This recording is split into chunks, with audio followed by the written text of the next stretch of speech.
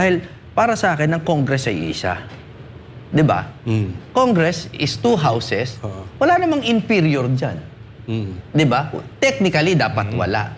Kasi kanya-kanyang duties yung bawat bahay. Yung lower house is... Yung lower, hindi naman ibig sabihin mas mababang antas eh. 'Di ba? It's a figure of speech. Ang ibig lang sabihin ng lower is mas malapit sa tao kasi may mga constituents yan eh. 'Di ba?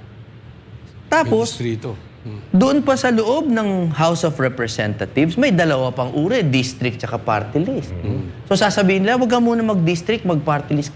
Bakit? Mas mababa rin ba yung party list kaysa sa district? Pareho naman yan na merong nire-represent. 'Di ba? Tapos yung Senate, iba lang. Kasi ito, power of the purse to.